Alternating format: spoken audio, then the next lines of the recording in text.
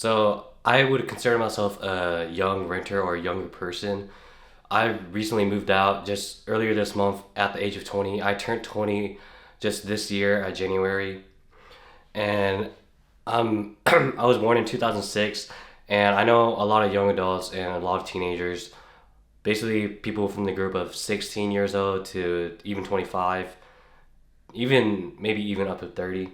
And a lot of people stay at home nowadays, and I do understand why.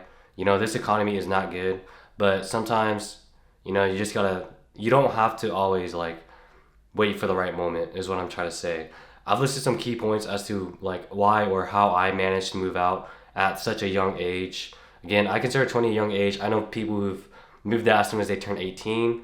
I've known some people who still live with their parents at 30, and me personally, I found it better to move out, even if I'm paying more.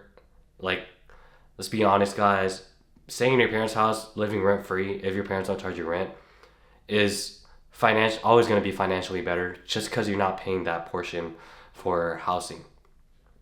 But for me, I believe that I kind of needed to move out in order to actually like change myself or like in order to grow.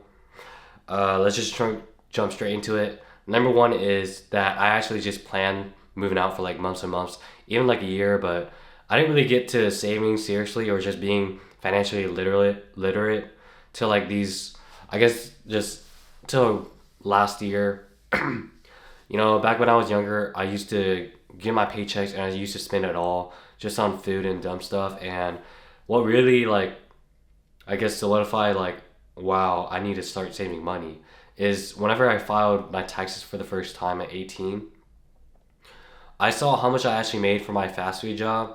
And granted, fast food jobs don't pay that much, but for a little teenager, for 18-year-old that don't have any bills, it's kind of insane to see like I on my W-2 I have this much listed. I was like, oh, I got paid that much, and I looked at my bank account and I realized like, well, I do not have anything saved.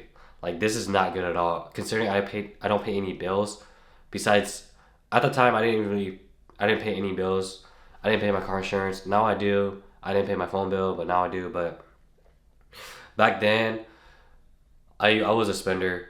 I had this mentality of like, oh, I used to never be able to afford this. Now I can, so I'm gonna do what I want with my money.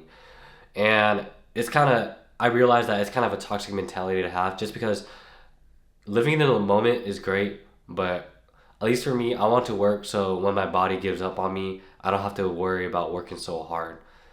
And I understand that you want to live your life, but has to be made. And in this economy, I don't think it's gonna get any better anytime soon, especially with how gas prices have been recently. It's really unpredictable at the state of at least the United States. But enough yapping. I planned this for months, guys.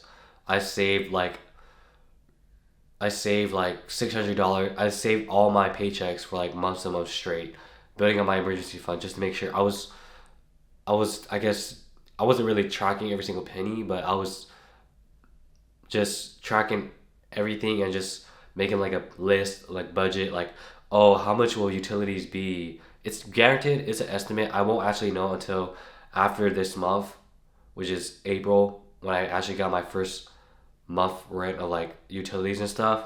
I just pay electricity, but yeah, that's number one. Planning this for months and months and months.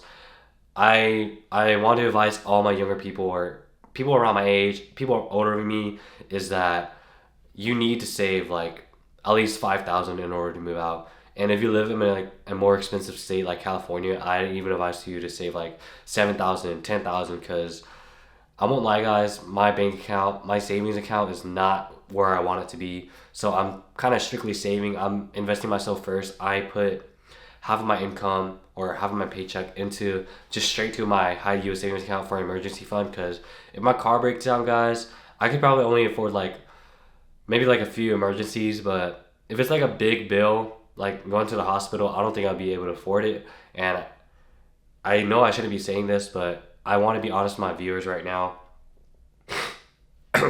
But yeah, number two is just saving my money, like I said earlier. I saved all my money for months and months and months. Like I did not go out at all. I stopped eating out as much. I used to be a regular at Taco Bell because my friends used to work there. Some of them still do, but they always knew me because whenever I walked in, I would always order the same stuff. I'd always order I think it was called a cheese grilled burrito, and I think I had beef in it. I still think that's really the best one, but yeah. That's number two, just saving my money every paycheck. I save money. Even now, I still save money. Number three is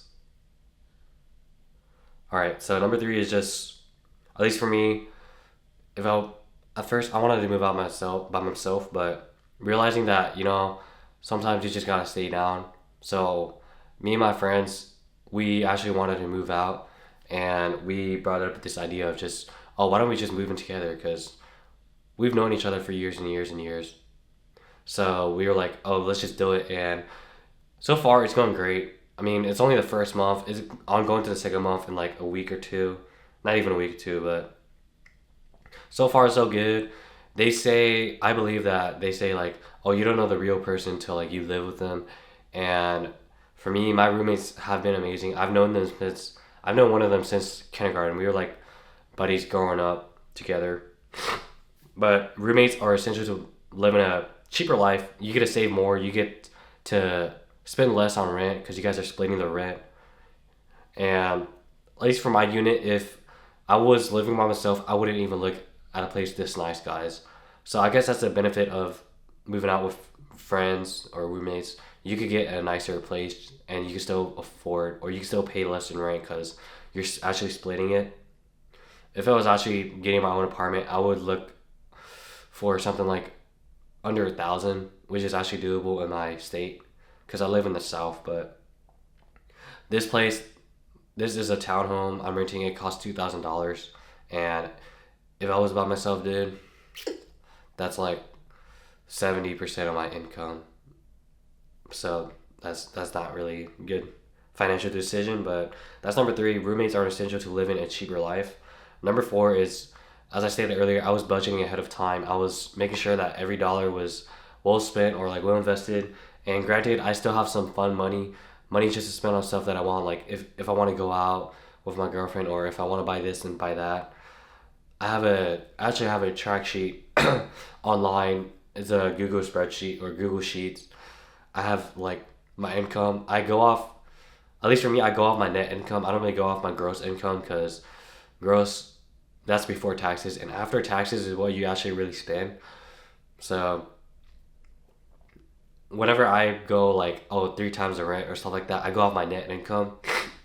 Because if you try budgeting like your gross income and you wonder where hundreds of dollars went, it's probably because it just goes straight into taxes. So I believe it's best to just budget off your net income.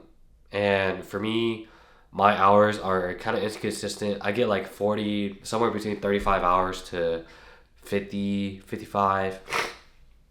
But I just take average like, oh, base 40-hour pay is how much? I get $17 an hour. After taxes, it's like 550 or 600, something like that. And the overtime I get, I actually save it. Or if I really feel like it, I would just go out. Sometimes you gotta reward yourself, but don't be like, I guess, just don't ball out. At least for me, since I'm young, I'm still trying to save money. And I apologize. I have like a stuffed nose. I think I'm sick, but budgeting ahead of time, that's number four. Last one, at least for me, is for me, I wanted to find the right location. I knew that I didn't want to go too far away from my hometown. It's not, I would consider it my hometown because I lived here since I was three or since I was four. And finding the right location was really hard. But at least for me, moving out, I just decided to stay in the same city just because I knew everything around. I guess I consider myself taking baby steps, but I had a I found a good job nearby, so I didn't want to go too far out because why would I move out further to travel my commute is gonna be long, is what I'm saying. So I had to find the right location. I understand relocating for work, but in the industry I'm in, it's kind of hard just to get like an entry level job because I'm so young, and I'm really grateful that this company took me on. But that's another video. But yeah, that's pretty much all I have for this video, guys. Number one is just planning this for months and months and months, and even like a year ahead, I already knew I wanted to move out. Number two is saving all my money. I didn't really do this till the last couple of months, but even so, I still managed to save thousands and thousands of dollars just because I didn't really have many bills. But three is realizing that roommates are kind of an essential to live in a cheaper life, and you actually get to save like hundreds and hundreds of dollars, even maybe even 1,000, just because you guys kind of team up on groceries and stuff like that. At least for me, that's how my roommates and I are. But number four is just budgeting ahead of time. Make sure you have a sheet and estimate, or like just put every expense down. It doesn't matter if it's a monthly subscription to like Spotify, Netflix, gym, anything like that. And number five is just finding the right location. I found the right location in my city. I actually enjoy this place, but who knows? Maybe I might move out next year. I don't see myself moving out next year, but that should be all for today's video, guys. Have a good day.